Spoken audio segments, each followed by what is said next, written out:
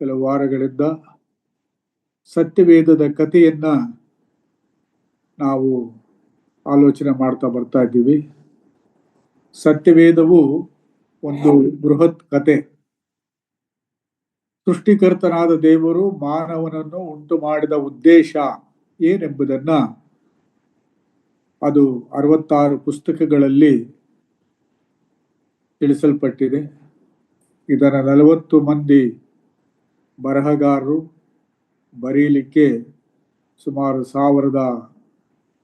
1100 ವರ್ಷಗಳಲ್ಲಿ, ಅಂದರೆ ಕ್ರಿಸ್ತಪೂರ್ವ 1500ರಿಂದ 100ರವರೆಗೂ ಕ್ರಿಸ್ತಶಕ ಈ ಗ್ರಂಥಗಳು ಬರೆಯಲ್ಪಟ್ಟಿತು. ಮೂಲತಃ ಇವುಗಳನ್ನು ಇಬ್ರಿಯ, ಅರಮಾಯಿಕ್ ಮತ್ತು ಗ್ರೀಕ್ ಭಾಷೆಗಳಲ್ಲಿ ಬರೆದಿದ್ದಾರೆ. ಇವತ್ತು ಸತ್ಯವೇದವು ಪ್ರಪಂಚದಾದ್ಯಂತ ಪೂರ್ಣ ಬೈಬಲ್ಲು 700 ಭಾಷೆಗಳಿಗಿಂತಲೂ ಹೆಚ್ಚಾಗಿಯೂ, ಹೊಸ ಒಡಂಬಡಿಕೆ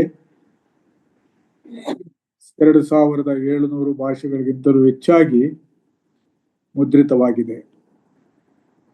ದೇವರು ಮನುಷ್ಯನೊಟ್ಟಿಗೆ ವ್ಯವಹರಿಸುವ ರೀತಿ ಬರೆಯಲ್ಪಟ್ಟಿರುವಂಥ ಗ್ರಂಥ. ಇದನ್ನ ಜಾತಿ ಭೇದ ಪ್ರಾಂತೀಯತೆ ಇಲ್ಲದೆ ಪ್ರತಿ ಮನುಷ್ಯನು ಓದಿ ಅದರಲ್ಲಿ ಬರೆಯಲ್ಪಟ್ಟುಗಳನ್ನು ಕೈಕೊಂಡು ನಡೆದರೆ ಅವನ ಜೀವನ ಧನ್ಯತೆಗೆ ಆಗುತ್ತದೆ ಎಂದು ಸತ್ಯವೇದವು ಹೇಳುತ್ತದೆ. ಸೊ ಈ ಬೃಹತ್ ಕಥೆಯಲ್ಲಿ 4 ಭಾಗಗಳನ್ನಾಗಿ ನಾನು ನಿಮ್ಮ ಜೊತೆಯಲ್ಲಿ ನಮ್ಮ ಅರ್ಥೈಸುವಿಕೆಗಾಗಿ ತಿಳಿಸಿದ್ದೆ. ದೇವರು ಸೃಷ್ಟಿಕರ್ತನು, ತನ್ನ ಸ್ವರೂಪದಲ್ಲಿ ಮನುಷ್ಯನುಂಟು ಮಾಡಿದನು. ಆದರೆ ಮನುಷ್ಯನು ಪಾಪ ಮಾಡಿದ್ದರಿಂದ ದೇವರ ಸ್ವರೂಪವನ್ನು ಕಳೆದುಕೊಂಡು ಮರಣಪಾತ್ರನಾದನು. ಆದರೆ ಕರುಣಾಮಯನಾದ ದೇವರು ಮನುಷ್ಯನನ್ನ ಅವನ ಮರಣದಲ್ಲಿಯೇ ಬಿಟ್ಟು ಅವನಿಂದ ದೂರವಾಗದೆ ಅವನಿಗೆ ಹತ್ತಿರವಾಗಿದ್ದು ತಿರುಗಿ ತನ್ನ ಅನ್ಯೋನ್ಯತೆಗೆ ಅವನನ್ನ ತರಲಿಕ್ಕಾಗಿ ಕರ್ತನಾದ ಯೇಸು ಕ್ರಿಸ್ತನನ್ನ ಮನುಷ್ಯನ ಪಾಪಗಳ ಪ್ರಾಯಶ್ಚಿತ್ತ ಯಜ್ಞವಾಗಿ ಈ ಲೋಕಕ್ಕೆ ಕಳಿಸಿಕೊಟ್ಟ. ಯೇಸು ಕ್ರಿಸ್ತನು ಶಿಲುಬೆ ಮೇಲೆ ಸುರಿಸಿದ ರಕ್ತದ ಮೂಲಕವಾಗಿ ಇವತ್ತು ಆತನಲ್ಲಿ ನಂಬಿಕೆ ಇಡುವಂಥವರು ದೇವರ ಮಕ್ಕಳಾಗುವ ಒಂದು ಭಾಗ್ಯವನ್ನು ಪಡೆದು, ಯಾವುದನ್ನ ಪಾಪ ಮಾಡಿ ಮನುಷ್ಯನು ಕಳೆದುಕೊಂಡಿದ್ದನೋ ಅದನ್ನ ತಿರುಗಿ ಯೇಸುವಿನ ವಿಮೋಚನ ಕಾರ್ಯದ ಮೂಲಕವಾಗಿ ಪಡೆದುಕೊಂಡು ಹೊಸ ಸೃಷ್ಟಿಯಾಗಿ ದೇವರ ಉದ್ದೇಶಕ್ಕನುಸಾರವಾಗಿ ಮನುಷ್ಯನು ಜೀವಿಸುವುದಕ್ಕೆ ಆಸ್ಪದವಾಯಿತು ಎಂಬಂಥ ವಿಷಯಗಳು ಸತ್ಯವೇದದಲ್ಲಿ ಬರೆಯಲ್ಪಟ್ಟಿದೆ. ಹಳೆ ಮತ್ತು ಹೊಸ ಒಡಂಬಡಿಕೆಗಳಿಗೆ, ಹಳೆ ಒಡಂಬಡಿಕೆಯಲ್ಲಿ ದೇವರು ರಕ್ಷಣಾ ಕಾರ್ಯವನ್ನು ಕ್ರಿಸ್ತೇಸುವಿನಲ್ಲಿ ಸಿದ್ಧ ಮಾಡುತ್ತಾ ಇದ್ದ. ಹೊಸ ಒಡಂಬಡಿಕೆಯಲ್ಲಿ ಆ ರಕ್ಷಣಾ ಕಾರ್ಯವು ಪೂರ್ಣವಾಯಿತು. ಹೊಸ ಒಡಂಬಡಿಕೆಯಲ್ಲಿ ಸುವಾರ್ಥ ಪುಸ್ತಕಗಳಲ್ಲಿ ಯೇಸು ಕ್ರಿಸ್ತನು ದೇವಕುಮಾರನು ಪ್ರತ್ಯಕ್ಷನಾಗಿ ಮಾನವ ರೂಪವಾಗಿ ಬಂದನು. ಅದನ್ನ ಸುವಾರ್ಥ ಗ್ರಂಥಗಳಲ್ಲಿ ಆತನ 33 ವರ್ಷದ ಜೀವನ, ಉಪದೇಶ, ಅದ್ಭುತ ಕಾರ್ಯಗಳು ಮತ್ತು ಆತನ ಉದ್ದೇಶವನ್ನು ಸ್ಪಷ್ಟವಾಗಿ ತಿಳಿಸುತ್ತವೆ. ಆತನು ರಕ್ಷಣೆಯನ್ನು ಸಂಪಾದನೆ ಮಾಡಿದ್ದಾದ ಮೇಲೆ ತನ್ನ ಪ್ರಾಣವನ್ನು ಬಲಿದಾನ ಮಾಡಿ ಆ ಸುವಾರ್ಥ ಸಂದೇಶವು ಜನರು ಕೇಳದಿದ್ದರೆ ಈ ರಕ್ಷಣಾ ಮಾರ್ಗಕ್ಕೆ ಬರುವುದು ಹೇಗೆ? ಅದಕ್ಕೋಸ್ಕರವಾಗಿ ಕ್ರಿಸ್ತನು ತನ್ನ ಸೇವೆಯ ಪ್ರಾರಂಭದಲ್ಲಿಯೇ ತನ್ನ ಕುರಿತಾಗಿ ಸಾಕ್ಷಿ ಕೊಡಲಿಕ್ಕೆ ಜನರನ್ನ ಆರಿಸಿಕೊಂಡು ಶಿಷ್ಯರನ್ನಾಗಿ ಅವರನ್ನು ಕರೆದನು. ಆ ಶಿಷ್ಯರು ಯೇಸುವಿನ ಜೊತೆಯಲ್ಲಿದ್ದು ಆತನು ಮಾಡಿದ್ದನ್ನ, ಆತನು ಬೋಧಿಸಿದ್ದನ್ನ, ಆತನು ನಡೆಕೊಂಡ ರೀತಿಯನ್ನ ಇವರು ಹತ್ತಿರದಿಂದ ದೃಷ್ಟಿಸಿ ಆತನ ಉಪದೇಶಗಳಿಗೂ ಅದ್ಭುತ ಕಾರ್ಯಗಳಿಗೂ ಶಿಲುಬೆಯ ಮರಣಕ್ಕೂ ಪುನರುತ್ಥಾನಕ್ಕೂ ದಿವಾಹರಣಕ್ಕೂ ಇವರು ಸಾಕ್ಷಿಗಳಾದರು. ಇವರು ಕ್ರಿಸ್ತನಿಂದ ಆದೇಶವನ್ನು ಪಡೆದವರಾಗಿ ಸುವಾರ್ತೆಯನ್ನ ಅವರು ಸಾರುತ್ತಾ ಮುಂದುವರಿದರು. ಅದೇ ಅಪೊಸ್ತಲರ ಗ್ರಂಥದಲ್ಲಿ ಸುವಾರ್ತೆಯು ಸಾರಲ್ಪಟ್ಟಿತು. ಸುವಾರ್ತೆಯ ಪುಸ್ತಕಗಳಲ್ಲಿ ಸುವಾರ್ತೆಯು ಪ್ರತ್ಯಕ್ಷವಾಯಿತು. ಅಪೊಸ್ತಲರ ಕೃತ್ಯಗಳಲ್ಲಿ ಆ ಸುವಾರ್ತೆಯು ಸಾರಲ್ಪಟ್ಟಿತು. ಆಕಾಶದ ಕೆಳಗೆ ಮನುಷ್ಯರೊಳಗೆ ಕೊಡಲ್ಪಟ್ಟಿರುವ ಬೇರೆ ಯಾವ ಹೆಸರಿನಿಂದಲೂ ರಕ್ಷಣೆಯಾಗುವುದಿಲ್ಲ. ಇಲ್ಲಿ ನೆರೆದಿರುವಂತ ನಾವು ಒಬ್ಬೊಬ್ಬರು ಆ ರಕ್ಷಣಾ ಅನುಭವವನ್ನು ಅನುಭವಿಸಿದ್ದೀವಿ ಅಂತೇಳಿ ನಾನು ನಂಬುತ್ತೇನೆ. ಆಗಿದ್ದ ಪಕ್ಷದಲ್ಲಿ ಇದು ನಾವು ಅನುಭವಿಸುವುದು ಮಾತ್ರವಲ್ಲದೆ ನಮ್ಮ ನೆರೆಯವರವರು, ಒಡೆಹುಟ್ಟಿದವರು, ಸಭೆಯವರು, ಸಮಾಜದವರು ಎಲ್ಲರೂ ತಿಳಿಯಬೇಕು ಅನ್ನುವಂತ ಗುರಿಯನ್ನ ನಾವು ಇಟ್ಟುಕೊಂಡವರಾಗಿರಬೇಕು. ಒಂದು ವೇಳೆ ಯಾರಾದ್ರೂ ಇನ್ನೂ ಸುವಾರ್ತೆ ವಿಷಯದಲ್ಲಿ ನಾನು ನಂಬಿದ್ದೇನೆ, ಪರಲೋಕಕ್ಕೆ ಹೋಗುತ್ತೇನೆ ಅನ್ನುವಂತಹ ಸ್ವಾರ್ಥ ಭಾವನೆಯನ್ನು ಹೊಂದಿರುವುದಾಗಿದ್ದರೆ ದಯವಿಟ್ಟು ಇವತ್ತು ಅದನ್ನ ನೀವು ಬದಲಾಯಿಸಿಕೊಳ್ಳಬೇಕು. ಸುವಾರ್ತೆಯು ನಮ್ಮನ್ನು ಬದಲಾಯಿಸುತ್ತದೆ. ಬದಲಾವಣೆ ಹೊಂದಿದಂತ ನಾವುಗಳು ಈ ಸುವಾರ್ತೆಯನ್ನು ಇತರರಿಗೆ ಸಾರಲೇಬೇಕು. ಒಂದು ವೇಳೆ ನಾವು ಸಾರದಿದ್ದರೆ ಜನರು ಕೇಳಿಸಿಕೊಳ್ಳುವುದಕ್ಕಾಗುವುದಿಲ್ಲ. ಕೇಳಿಸಿಕೊಳ್ಳದಿದ್ದರೆ ಅವರು ನಂಬಲಿಕ್ಕಾಗುವುದಿಲ್ಲ. ನಂಬದಿದ್ದರೆ ಅವರು ಯೇಸುವಿನಿಂದ ಬಿಡುಗಡೆಯನ್ನು ಹೊಂದುವುದಿಲ್ಲ. ಅವರು ಬಿಡುಗಡೆಯನ್ನು ಹೊಂದದೇ ಹೋದ್ರೆ ಅವರು ನರಕ ಪಾತ್ರರು. ನರಕ ಪಾತ್ರರಾಗಿದ್ದಕ್ಕೆ ನಾವು ಸೈಲೆಂಟ್ ಆಗಿದ್ದು, ನಾವು ವ್ಯತಿರಿಕ್ತ ಭಾವನೆ ಹೊಂದಿದ್ದನ್ನ ದೇವರು ಅಂದು ಪ್ರಶ್ನೆ ಮಾಡ್ತಾನೆ, ನಾವು ಉತ್ತರ ಕೊಡಬೇಕಾಗ್ತದೆ. ಆದ್ರಿಂದ ನನ್ನ ಪ್ರಿಯ ಸಹೋದರ ಸಹೋದರಿ, ಸುವಾರ್ತೆಯನ್ನು ನಂಬಿದಂತ ನಮ್ಮ ಜವಾಬ್ದಾರಿಕೆ ಆ ಸುವಾರ್ತೆಗೆ ತಕ್ಕಾಗೆ ನಡೆಯಬೇಕು ಮತ್ತು ಇತರರಿಗೆ ನಾವು ತಿಳಿಸಲೇಬೇಕು. ಆ ಋಣ ನಮ್ಮ ಮೇಲೆ ಇದೆ. ಸೊ ಸುವಾರ್ತೆಯು ಅಪೊಸ್ತಲರ ಕೃತ್ಯಗಳಲ್ಲಿ ಸಾರಲ್ಪಟ್ಟಿತು. ಯೇಸು ಕ್ರಿಸ್ತನ ಸುವಾರ್ತೆಯ ವಿಷಯದಲ್ಲಿ ಪತ್ರಿಕೆಗಳಲ್ಲಿ ವಿವರವಾಗಿ ಬರೆಯಲ್ಪಟ್ಟಿದೆ. 33 ವರ್ಷದ ಯೇಸು ಕ್ರಿಸ್ತನ ಜೀವನ ಅದು ಕೇವಲ 33 ವರ್ಷಗಳಲ್ಲಿಯೇ ಪ್ರಕಟವಾದದ್ದಲ್ಲ. ಹಳೆಯ ಒಡಂಬಡಿಕೆಯ ಸುವಾರ್ಥ ಗ್ರಂಥವು ಬರೆದ ದಿನದಿಂದಲೂ ಅಥವಾ ದೇವರು ಆದಮ ಅವರನ್ನು ಸೃಷ್ಟಿಸಿದ ಮೊದಲಿನಿಂದಲೂ ಈ ಸುವಾರ್ತೆ ಇದೆ. ಆ ಸುವಾರ್ತೆ ಗುಪ್ತವಾಗಿತ್ತು, ರಹಸ್ಯವಾಗಿತ್ತು ಹಳೆಯ ಒಡಂಬಡಿಕೆಯಲ್ಲಿ. ಅದು ಹೊಸ ಒಡಂಬಡಿಕೆಯಲ್ಲಿ ಕ್ರಿಸ್ತನಲ್ಲಿ ಪ್ರಕಟವಾಯಿತು.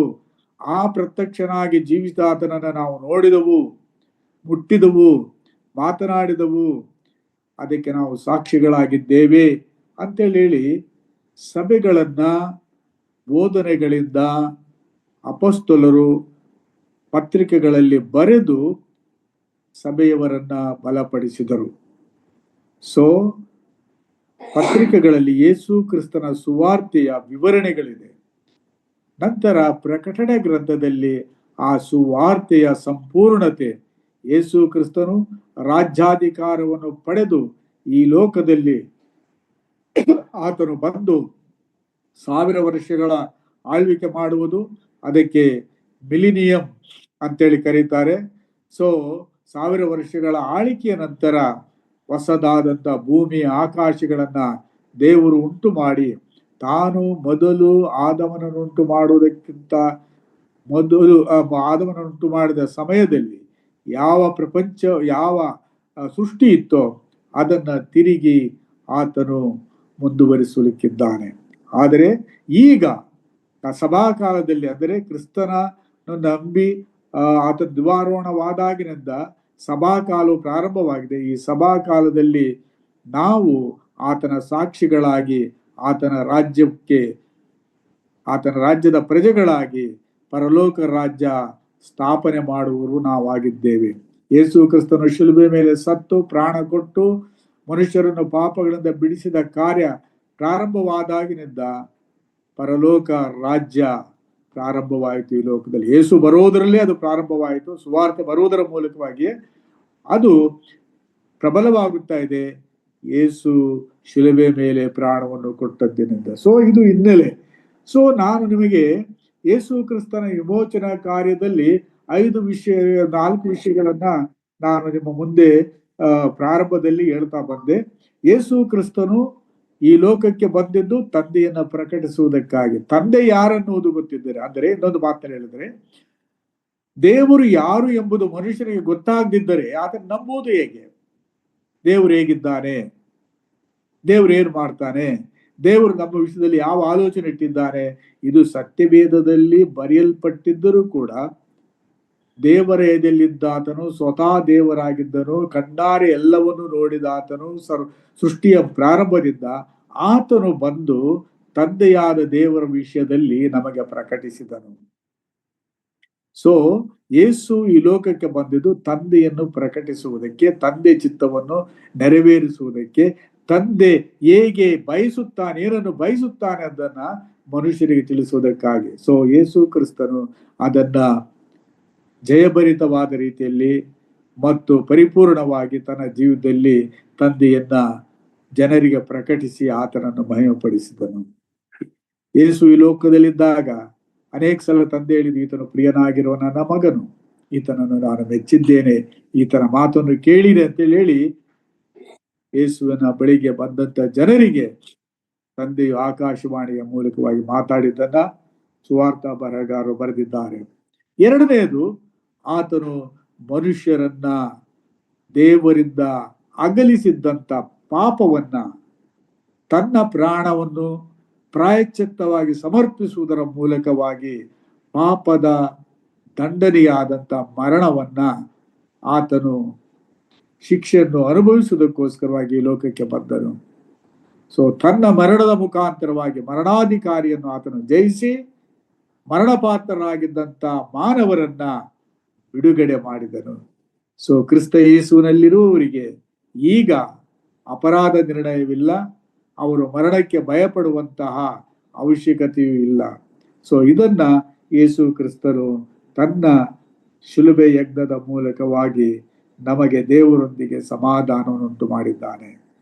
ಮೂರನೇದಾಗಿ, ನಮ್ಮನ್ನ ದೇವರಿಂದ ಅಗಲಿಸಲಿಕ್ಕೆ ಪ್ರಯತ್ನ ಮಾಡಿದ ಪ್ರಾರಂಭದಿಂದ ಕೆಲಸ ಮಾಡುತ್ತಿದ್ದ ಪ್ರತ್ಯಕ್ಷವಾಗಿ ಪರೋಕ್ಷವಾಗಿ ವೈರಿಯಾದ ಸೈತಾನನ ಮೇಲೆ ಜಯವನ್ನು ಹೊಂದಲಿಕ್ಕೆ.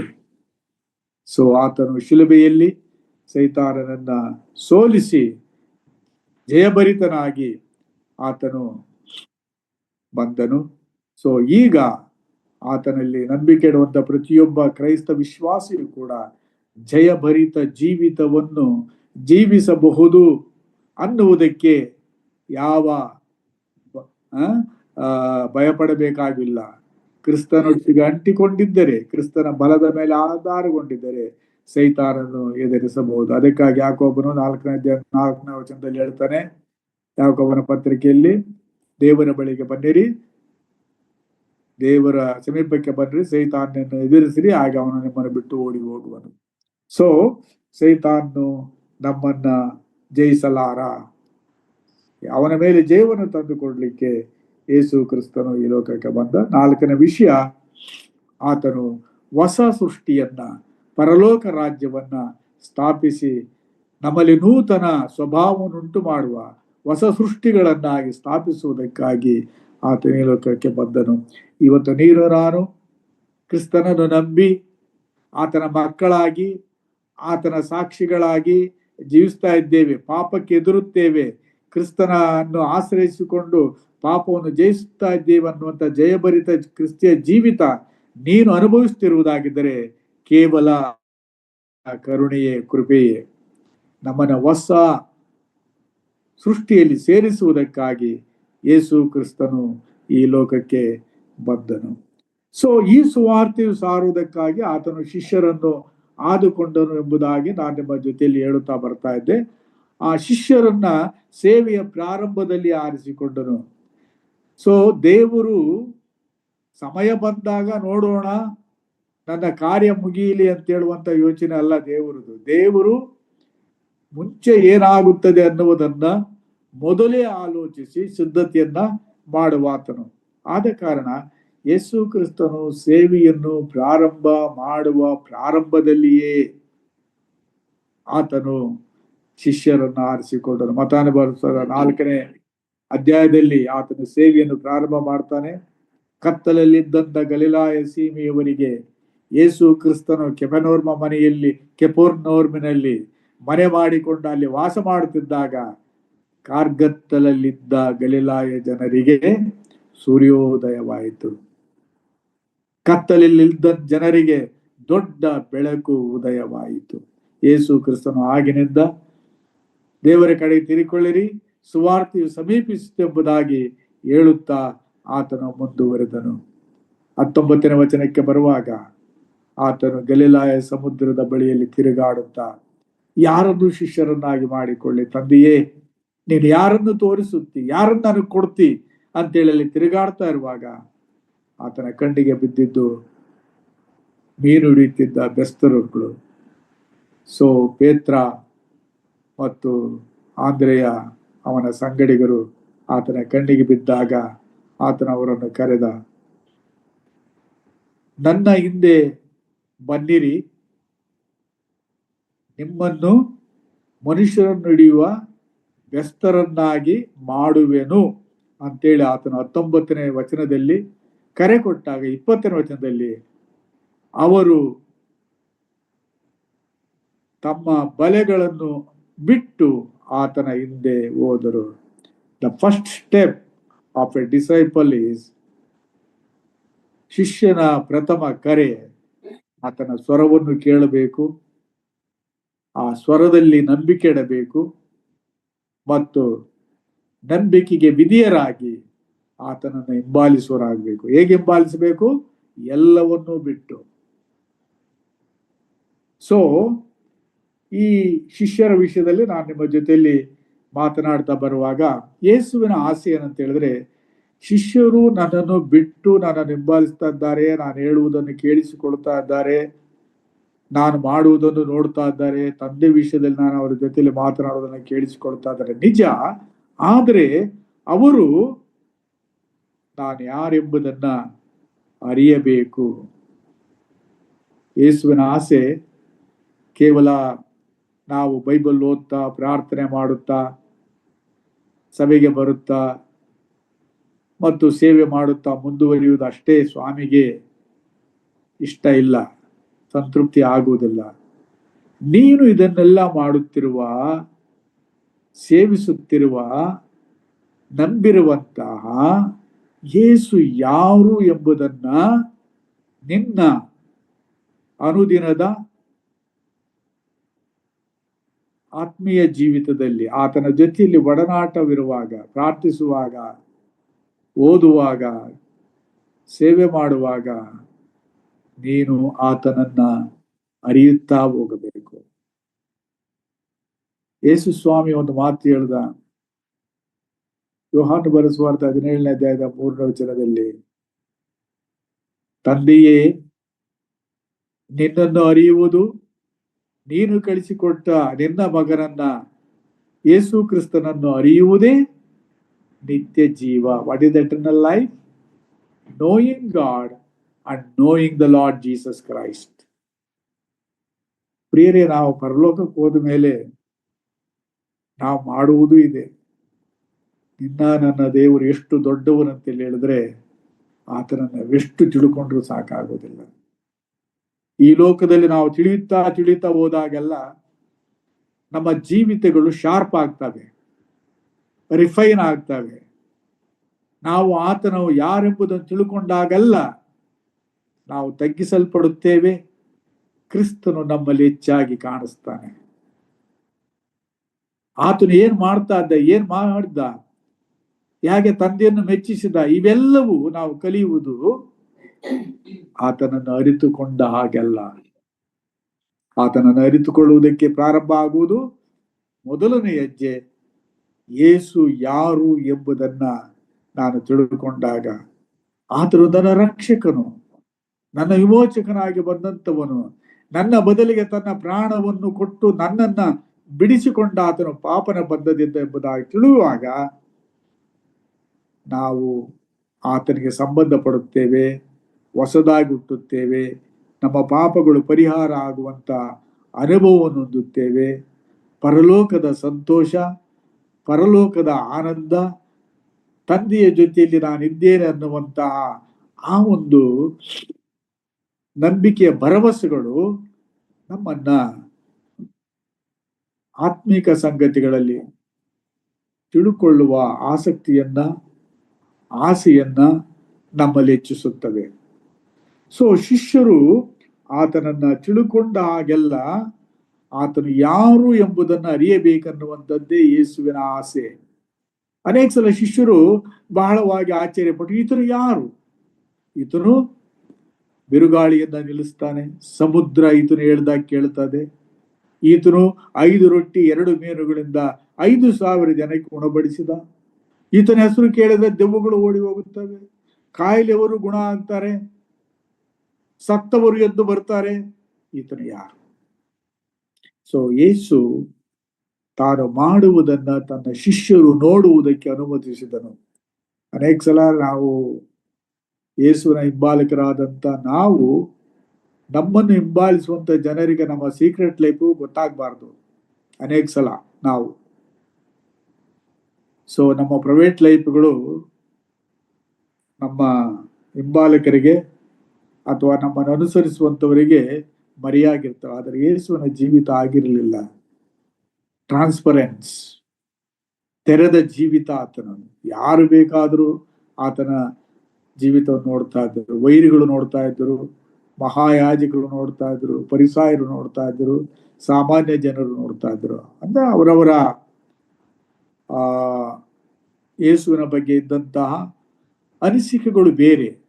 ಆದರೆ ಯೇಸುವಿನ ಜೀವಿತ ತೆರೆದ ಜೀವಿತ. ಶಿಷ್ಯರು ಈತನು ಯಾರು? ಕಡೆಗೆ ಅವರಿಗೆ 20ನೇ ಅಧ್ಯಾಯಕ್ಕೆ ಬರುವಾಗ, ಅಲ್ಲಿ 16ನೇ ಅಧ್ಯಾಯಕ್ಕೆ ಬರುವಾಗ, ಮತ್ತಾಯನ ಬರೆದ ಸುವಾರ್ತೆ 16ನೇ ಅಧ್ಯಾಯದಲ್ಲಿ ಯೇಸು ಸ್ವಾಮಿ ಅವರಿಗೊಂದು ಪ್ರಶ್ನೆ ಮಾಡಿದ, ನೀವು ನನ್ನನ್ನು ಯಾರು ಎನ್ನುತ್ತೀರಿ? ಶಿಷ್ಯರು ಹೇಳಿದ್ರು, ಸ್ವಾಮಿ, ನೀನು ಬರಬೇಕಾಗಿರುವ ಕ್ರಿಸ್ತನು ಮತ್ತು ದೇವಕುಮಾರನು ಎಂಬುದಾಗಿ ಹೇಳಿದಾಗ ಯೇಸು ಸ್ವಾಮಿಗೆ ಗೊತ್ತಾಯಿತು, ನಾನು ಯಾರೆಂಬುದನ್ನ ಇವರು ತಿಳುಕೊಳ್ಳುವ ಹಾಗೆ ದೇವರು ಅನುಮತಿಸಿದ್ದಾನೆ ಅನ್ನುವಂಥದ್ದು ಸ್ವಾಮಿಗೆ ಗೊತ್ತಾದಾಗ ಅಲ್ಲಿ ಹೇಳ್ತಾನೆ, ನಾನು ಬಂದಿರುವುದು ಕ್ರಿಸ್ತನಾಗಿ ರಾಜ್ಯವನ್ನು ಸ್ಥಾಪಿಸುವುದಕ್ಕೆ ಬಂದವನಾದರೂ ಕೂಡ ಅದಕ್ಕಿಂತ ಮುಂಚಿತವಾಗಿ ನಾನು ನೆರವೇರಿಸಬೇಕಾದ ಒಂದು ಕಾರ್ಯ ಇದೆ. ಅದು ಏನೆಂದರೆ ಶಿಲುಬೆಯ ಮರಣ. ನಾನು ಶಿಲುಬೆಯಲ್ಲಿ ಮರಣ ಹೊಂದಬೇಕಾದರೆ ಈಗಿರುವಂತಹ ಪರಿಸಾಯರು, ಯಾಜಕರು, ಶಾಸ್ತ್ರಿಗಳು ನನ್ನನ್ನ ಅಪರಾಧಿಯ ಸ್ಥಾನದಲ್ಲಿ ನಿಲ್ಲಿಸಿ ನನಗೆ ರೋಮ್ ಸರ್ಕಾರದ ವಿರುದ್ಧ ಮರಣದಂಡನೆಯನ್ನ ವಿಧಿಸ್ತಾರೆ. ನಾನು ಅದನ್ನು ದಾಟಬೇಕಾಗಿದೆ. ಅಲ್ಲಿವರೆಗೆ ಸ್ವಾಮಿ ಅವರಿಗೆ ತನ್ನ ಮರಣದ ವಿಷಯದಲ್ಲಿ ತಿಳಿಸಲಿಲ್ಲ. ಯೇಸು ಸ್ವಾಮಿ ನಮಗೆ ಒಂದು ಪ್ರಕಟಣೆಯನ್ನ ಆತನ ವಿಷಯದಲ್ಲಿ, ಆತನ ವಾಕ್ಯದಲ್ಲಿ ನಮಗೆ ತಿಳಿಸಬೇಕಾಗಿರೋ ಮೊದಲು ನಾವು ಅದನ್ನು ತಾಳ್ತೀವ ಅನ್ನುವಂತ ಒಂದು ಅರ್ಹತೆಗೆ ಬಂದಿದ್ದೇವೆ ಅನ್ನುವುದನ್ನು ಆತನು ನೋಡ್ತಾನೆ. ಆದ್ರಿಂದ ಯಾರು ಪಾಪದಲ್ಲಿದ್ದು ಪಾಪದಲ್ಲಿಯೇ ಇನ್ನೂ ಜೀವಿಸ್ತಾ ಇದ್ದೀರೋ ಮತ್ತೆ ಪಾಪದ ಮೇಲೆ ಜೀವನ ಹೊಂದಿದ್ಲು ನೀವು ಹೆಚ್ಚಾಗಿ ತಿಳ್ಕೊಳ್ಳೋದಕ್ಕಾಗಲ್ಲ. ಯಾಕಂತ ಹೇಳಿದ್ರೆ ಆತನು ನೀವು ಹಾಲು ಕುಡಿಯುವವರು ಇನ್ನು ಅನ್ನ ತಿನ್ನುವುದಕ್ಕೆ ನಿಮಗೆ ಶಕ್ತಿ ಇಲ್ಲ ಅಂತೇಳಿ ದೇವರು ಅವರಿಗೆ ಫೀಡ್ ಮಾಡ್ತಾ ಇರ್ತಾನೆ, ಆದರೆ ಅವರ ಬೆಳವಣಿಗೆಗೆ ತಕ್ಕ ಹಾಗೆ. ಆದ್ರೆ ಯಾರು ಹೆಚ್ಚಾಗಿ ಆತನ ಮೇಲೆ ಆತುಕೊಂಡು ಆತನ ತಿಳ್ಕೊಳ್ಳೋದಕ್ಕೆ ಹೋಗ್ತಾರೋ ಆತನು ಹಂತವಾಗಿ ತಾನು ಯಾರೆಂಬುದನ್ನು ಅವರಿಗೆ ಪ್ರಕಟಿಸುತ್ತಾನೆ. ಈ ಸಮಯದವರೆಗೂ ಆತನು ತನ್ನ ಮರಣ ಪುನರುತ್ಥಾನಗಳ ವಿಷಯದಲ್ಲಿ ತಾನು ಬಂದ ಉದ್ದೇಶವನ್ನು ತಿಳಿಸಲಿಲ್ಲ. ಅಲ್ಲಿವರೆಗೂ ಶಿಷ್ಯರು ಅಂದುಕೊಂಡಿದ್ದರು, ಬನ್ನಿರಿ ನಿಮ್ಮನ್ನ ಮನುಷ್ಯರು ನುಡಿಯುವ ಬೆಸ್ತರನ್ನಾಗಿ ಮಾಡುತ್ತೇನೆ ಅಂತ ಹೇಳಿದಾಗ ಶಿಷ್ಯರಲ್ಲಿ ಒಂದು ಮನೋಭಾವನೆ ಇತ್ತು. ಆ ಭಾವನೆ ಏನಂತ ಹೇಳಿದ್ರೆ ಯೇಸುವು ರಾಜ್ಯವನ್ನು ಪಡ್ಕೊಳ್ತಾನೆ, ಈ ಲೋಕದಲ್ಲಿ ರಾಜ್ಯ ಸ್ಥಾಪನೆ ಮಾಡ್ತಾನೆ, ಯಹೂದ್ಯರಲ್ಲಿ ರಾಜ್ಯ ಆಗ್ತಾನೆ. ಆಗ ನಾವು ಆತನ ಜೊತೆಯಲ್ಲಿ MLA, MP, ಪಂಚಾಯತಿ ಮೆಂಬರು, ಮಿನಿಸ್ಟರ್ಸ್ ಆಗ್ತೀವಿ ಅಂತ ಹೇಳುವಂತ ಈ ಲೌಕಿಕವಾದಂತ ಲೆಕ್ಕಾಚಾರದಲ್ಲಿದ್ದರು ಅವರು. ಆದರೆ ಯೇಸು ಅದನ್ನ ಅವರಿಗೆ ಪ್ರಕಟಿಸಿದ್ದು, ಪೇತ್ರನು ನೀನು ಬರಬೇಕಾದ ಕ್ರಿಸ್ತನು ದೇವಕುಮಾರನು ಎಂಬುದಾಗಿ ಹೇಳಿದ ನಂತರ ಆತನು ಪ್ರಕಟಿಸುತ್ತಾನೆ. ಯೇಸುವು ಇದನ್ನು ಹೇಳಿದ್ದಾದ ಮೇಲೆ ಅಲ್ಲಿಂದ ಶಿಷ್ಯರು ಮರಣ ಹೊಂದುವುದಕ್ಕೆ ರೆಡಿ ಇರಬೇಕು. ಯಾಕಂತ ಹೇಳಿದ್ರೆ ನಾನು ಮರಣಕ್ಕೆ ಹೋಗ್ತಾ ಇದ್ದೀನಿ. ನೋಡ್ರಿ, ಅದೇ 16ನೇ ಅಧ್ಯಾಯ, ಮತ್ತಾಯನು ಬರೆದ ವಾರ್ತೆ 16ನೇ ಅಧ್ಯಾಯದಲ್ಲಿ ಆತನು 25ನೇ ವಚನ, 16ನೇ ಅಧ್ಯಾಯ 25ರಲ್ಲಿ 24 ಓದೋಣ. ಯೇಸು ತನ್ನ ಶಿಷ್ಯರಿಗೆ ಹೇಳಿದ್ದೇನೆಂದರೆ, ಯಾವನಿಗಾದರೂ ನನ್ನ ಹಿಂದೆ ಬರುವುದಕ್ಕೆ ಮನಸ್ಸಿದ್ದರೆ ಅವನು ತನ್ನ ನಿರಾಕರಿಸಿ ತನ್ನ ಶಿಲುಬೆಯನ್ನು ಹೊತ್ತುಕೊಂಡು ನನ್ನ ಹಿಂದೆ ಬರಲಿ. ಯಾವನಿಗಾದ್ರೂ ಮನಸ್ಸಿರು, whoever want to follow me. ಯಾವ ಒಂದು ಬಲವಂತ ಇಲ್ಲ. ಯೇಸು ಯಾರನ್ನು ಬಲವಂತ ಮಾಡುವುದಿಲ್ಲ. That is the greatest quality of your and my saviour. ನನ್ನ ಮತ್ತು ನಿನ್ನ ರಕ್ಷಕನ ಮತ್ತು ಸೃಷ್ಟಿಕರ್ತನಾದ ತಂದೆಯಾದ ದೇವರ ಆಸೆ ಯಾರನ್ನೂ ಬಲವಂತ ಮಾಡುವುದಿಲ್ಲ. ಆಪ್ಷನ್. ಆದಮ ಅವರಿಗೆ ಏನಂತೇಳಿ ಹೇಳ್ದ? ನೀವು ಈ ಮರದ ಹಣ್ಣನ್ನ ತಿನ್ನಬಾರದು, ತಿಂದ ದಿನ ಸಾಯುವಿರಿ.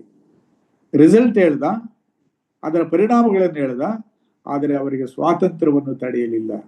ದೇವರು ಯಾರ ಸ್ವಾತಂತ್ರ್ಯಕ್ಕೂ ಧಕ್ಕೆ ಬರುವುದಿಲ್ಲ. That is the good quality, greatest quality of my and your saviour. ನನ್ನ ಮತ್ತು ನಿನ್ನ ರಕ್ಷಕನ ದೊಡ್ಡ ಗುಣ. ಯಾರನ್ನು ಬಲವಂತ ಮಾಡುವುದಿಲ್ಲ, ಯಾರ ಸ್ವಾತಂತ್ರ್ಯವನ್ನು ಕಿತ್ತುಕೊಳ್ಳುವುದಿಲ್ಲ, ಯಾರನ್ನು ಕಂಟ್ರೋಲ್ ಮಾಡ್ಲಿಕ್ಕೆ ಹೋಗುವುದಿಲ್ಲ. ಆದರೆ ಸತ್ಯವನ್ನ ಆತನು ವಿವರಿಸಿ ಅದರ ಪರಿಣಾಮಗಳನ್ನ ತಿಳಿಸದೆ ಬಿಡುವುದಿಲ್ಲ.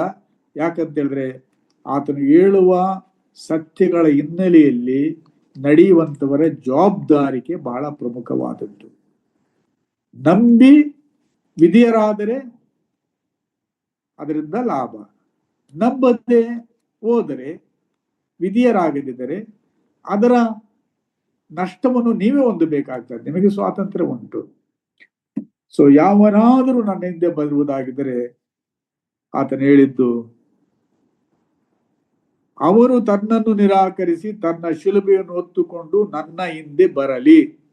ಸೊ ಯೇಸು ಸ್ಪಷ್ಟವಾಗಿ ಹೇಳ್ತಾನೆ, ನಾನು ಶಿಲುಬೆ ಬರುವುದಕ್ಕಾಗಿ ಈ ಲೋಕಕ್ಕೆ ಬಂದಿದ್ದೇನೆ, ಮರಣ ಹೊಂದುವುದಕ್ಕೋಸ್ಕರವಾಗಿ, ಮಾನವರ ಪಾಪಗಳ ವಿಮೋಚನಾರ್ಥವಾಗಿ, ತಂದೆಯ ಚಿತ್ತವನ್ನು ನೆರವೇರಿಸುವನಾಗಿ ನನ್ನ ಪ್ರಾಣವನ್ನು ಕೊಡುವುದಕ್ಕೆ ಬಂದಿದ್ದೇನೆ. ಇನ್ನು ಬೇರೆ ಕಡೆಗಳಲ್ಲಿ ಸ್ವಾಮಿ ಹೇಳ್ತಾನೆ, ನನ್ನ ಪ್ರಾಣವನ್ನು ಯಾರು ನನ್ನಿಂದ ತೆಗೆಯರು.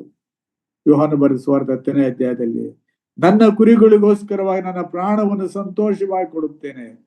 ಯೇಸು ಸ್ವಾಮಿ ಮನುಷ್ಯರಿಗೆ ಪ್ರಾಣ ಕೊಡಬೇಕಲ್ಲ ಅಂತೇಳಿ ಆತನು ಬೇಸರಿಕೆಯಿಂದ ಬರಲಿಲ್ಲ. He came with intentionally, voluntarily. ಆತನು ಸ್ವಯಂ ಇಚ್ಛೆಯಿಂದ ಸಂತೋಷದಿಂದ ಬಂದನು. ಇದು ಯೇಸುವಿನ ಈ ಪ್ರೀತಿಯನ್ನ ನಾವು ಅರ್ಥ ಮಾಡಿಕೊಳ್ಬೇಕಾದ್ರೆ ತಾಯಿ ಮಕ್ಕಳ ಪ್ರೀತಿಯನ್ನ ನೀವು ಧ್ಯಾನ ಮಾಡಬೇಕು. ನಮ್ಮ ಅನೇಕ ಸಹೋದರಿ ತಾಯಂದಿರಿದ್ದಾರೆ, ಎಷ್ಟು ಆ ಮಕ್ಕಳ ಮೇಲೆ ಪ್ರೀತಿ ಇಡ್ತಾರೆ ನೋಡ್ರಿ. ಅವರ ಸೇವೆ ಮಾಡುವುದಕ್ಕೆ ಕೆಲವು ಸಲ ನಿದ್ರೆ ಕೆಡ್ತಾರೆ, ಕಾಯಿಲೆಗಳು ಬಿಡ್ತಾರೆ. ಮಕ್ಕಳು ಚೆನ್ನಾಗಿರಬೇಕು. ಮಕ್ಕಳಿಗೆ ಒತ್ತೊತ್ತಿಗೆ ಆಯಾ ಪೋಷಣೆಗಳನ್ನ ಕೊಡಬೇಕು. ಸೊ ನಮ್ಮ ತಾಯಿ ನನಗೆ ನೆನಪಿದೆ. ನಾನು ಬಹುಶಃ ಫಸ್ಟ್ PUC ಯಲ್ಲಿದ್ದೆ, ರಕ್ಷಣೆ ಹೊಂದಿದ್ದೆ ನಾನು. ಆಗ ನನಗೆ ಮೀಸಲ್ಸ್ ಬಂತು. ಮೀಸಲ್ಸ್ ಅಂದ್ರೆ ಅಮ್ಮ ಬಂದು ನನಗೆ ಜ್ವರ ಮತ್ತೆ ಮೈಯೆಲ್ಲ ದದ್ದುಗಳು ಪ್ರಾರಂಭ ಆಯಿತು. ನಮ್ಮ ತಾಯಿ ಹಾಗೆ ನಂಬಿಕೆಯಲ್ಲಿ ಇರಲಿಲ್ಲ. ಅವರು ನನ್ನ ಸಲುವಾಗಿ ಬೆಳಿಗ್ಗೆ ಅಷ್ಟೊತ್ತಿಗೆ ತಣ್ಣೀರು ಸ್ನಾನ ಮಾಡಿ ಗುಡಿಗೆ ಹೋಗಿ ಪೂಜೆ ಮಾಡ್ಕೊಂಡು, ಎಲ್ಗಮ್ಮ ಹೋಗಿದ್ದೆ ಅಂತ ಹೇಳಿದ್ರೆ, ನಿನಗೆ ಗುಣ ಆಗ್ಬೇಕು, ಅದಕ್ಕೋಸ್ಕರವಾಗಿ ದೇವಸ್ಥಾನಕ್ಕೆ ಹೋಗಿ ಪೂಜೆ ಮಾಡ್ಕೊಂಡು ಬರ್ತಾ ಇದ್ದೆ ಅಂತ. ನನಗೆ ಅಷ್ಟೊಳಗೆ ನಂಬಿಕೆ ಇಟ್ಟು, ನಾನು ನಂಬಿಕೆ ಇಟ್ಟಿದ್ದೆ. ಅದನ್ನ ಆ ತಾಯಿಯ ಪ್ರೀತಿ ನೋಡ್ರಿ. ತನ್ನ ಮಕ್ಕಳಿಗೆ ಏನಾದ್ರು ಆದರೆ ತನ್ನ ಮೇಲೆ ಬಂದ ಹಾಗೆ, ದಟ್ ಈಸ್ ದ, ಆ ಗುಣವನ್ನು ಕೊಟ್ಟ ದೇವರಿದ್ದಾನಲ್ಲ, ಇನ್ನೆಂಥ ಪ್ರೀತಿಮಯ. ಸೊ ಆತನು ಹೇಳಿದ್ದು, ನನ್ನ ಹಿಂದೆ ಬನ್ನಿರಿ, ನಿರಾಕರಿಸಿ ತನ್ನ ಶಿಲುಬೆಯನ್ನು ಹೊತ್ತುಕೊಂಡು ನನ್ನ ಹಿಂದೆ ಬರಲಿ.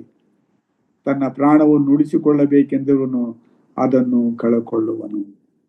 ಸೊ ಯೇಸು ಕ್ರಿಸ್ತನು ಮಾನವರಿಗೋಸ್ಕರ ಪ್ರಾಣವನ್ನು ಕಳಕೊಳ್ಳುವುದಕ್ಕಿದ್ದನು, ಅವರ ರಕ್ಷಣೆಗಾಗಿ ಅದನ್ನು ತಿರುಗಿ ಪಡೆದುಕೊಳ್ಳುತ್ತಿದ್ದ. ಸೊ ಆತನು ತನ್ನ ಶಿಷ್ಯರನ್ನು ಹಿಂಬಾಲಿಸಿದ, ನಾನು ಹೇಗೆ ನಿಮಗೋಸ್ಕರವಾಗಿ ನನ್ನ ಪ್ರಾಣವನ್ನು ಕೊಡ್ತಾ ಇದ್ದೀನೋ ಅದೇ ರೀತಿಯಲ್ಲಿ ನೀವು ನನ್ನನ್ನು ಹಿಂಬಾಲಿಸಬೇಕು. ನೀವು ನನ್ನ ನಿಮಿತ್ತವಾಗಿ ಪ್ರಾಣವನ್ನು ಕೊಡಲಿಕ್ಕೂ ಸಿದ್ಧರಿರಬೇಕು. ಒಂದು ವೇಳೆ ಯಾರಪ್ಪ ಯೇಸುವಿನಿಂದ ಬರ್ತಾರೆ, ಅದೆಲ್ಲ ಆಗುವುದಿಲ್ಲ. ಇದೇ ಕತೆ ನಡೆಯಿತು ಎಲ್ಲಿ?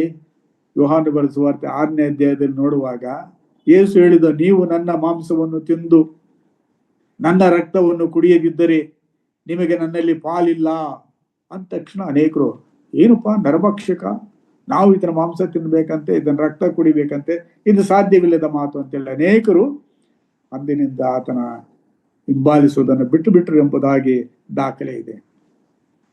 ಪ್ರಿಯರೇ, ಯೇಸುವನ್ನು ಹಿಂಬಾಲಿಸಬೇಕಾಗಿದ್ದರೆ ಶಿಷ್ಯನಾದಂಥವನು ಆತನನ್ನ ಮಾದರಿಯಲ್ಲಿ ಆತನು ಮಾಡಿದ ಹಾಗೆ ಮಾಡುವರಾಗಿರಬೇಕು. ಮತ್ತು ಆತನು ಮುಂದುವರೆದು ಹೇಳ್ತಾನೆ, ತನ್ನ ಪ್ರಾಣವನ್ನು ಉಳಿಸಿಕೊಳ್ಳುವನು ಅದನ್ನು ಕಳಕೊಳ್ಳುವನು, ಆದರೆ ನನ್ನ ನಿಮಿತ್ತವಾಗಿ ತನ್ನ ಪ್ರಾಣವನ್ನು ಕಳಕೊಂಡವನು ಅದನ್ನು ಪಡೆದುಕೊಳ್ಳುವನು. ಸೊ ಯೇಸುವನ್ನು ಹಿಂಬಾಲಿಸಿದರೆ ನಮ್ಮ ಜೀವ ಉಳಿಯುತ್ತದೆ.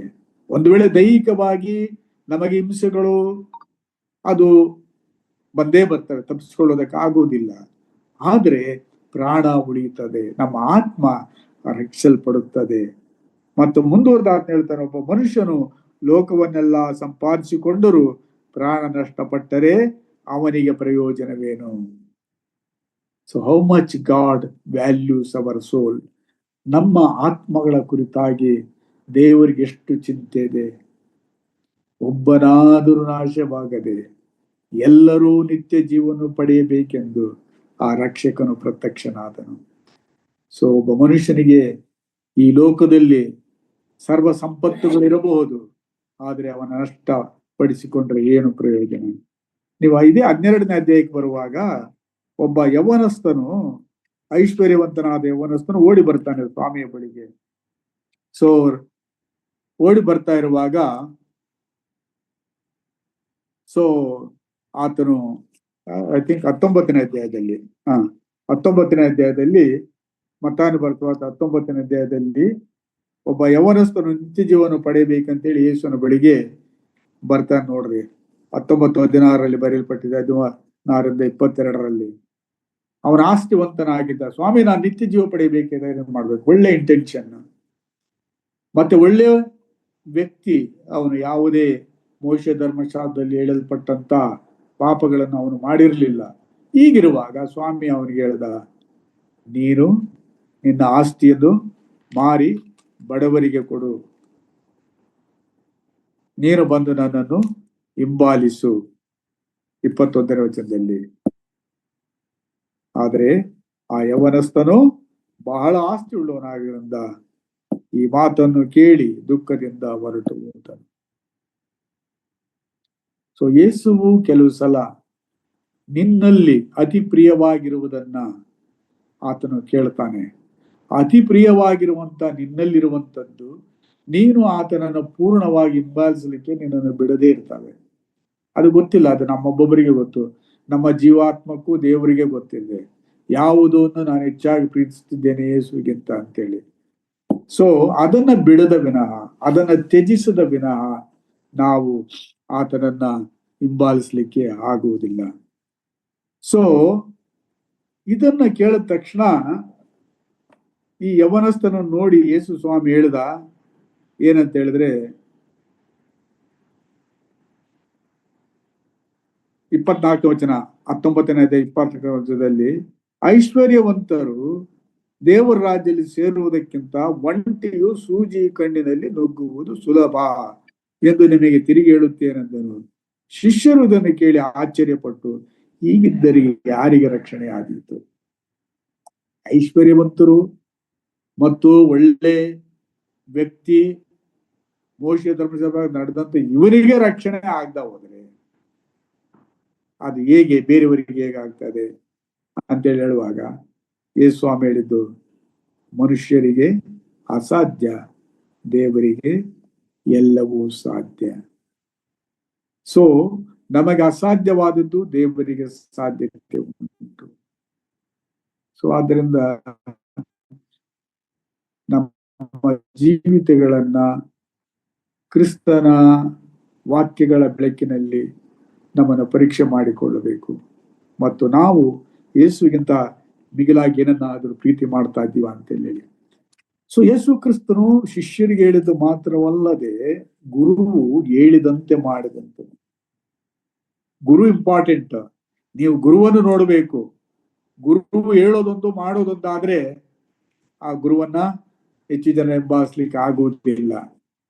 ಸೊ ಮಾತಿಗೆ ಒಪ್ಪಿಕೊಳ್ಬೋದೇವನ, ಆತನ ನಡತೆಯನ್ನು ಮಾಡಬೇಡ್ರಿ ಅಂತ ಹೇಳ್ತಾರೆ. ಯೇಸು ನೋಡ್ರಿ, ಶಿಷ್ಯರಿಗೆ ನಿಮ್ಮ ಪ್ರಾಣವನ್ನು ಹಾಗೆ ಮಾಡಬೇಕು, ನನ್ನ ಶಿಲುಬೆಯನ್ನು ಹೊತ್ತುಕೊಂಡು ನನ್ನ ಹಿಂದೆ ಬರ್ಬೇಕಂತ ಹೇಳುವಾಗ ಆತನು ಇದನ್ನು ಮಾಡಿದನು.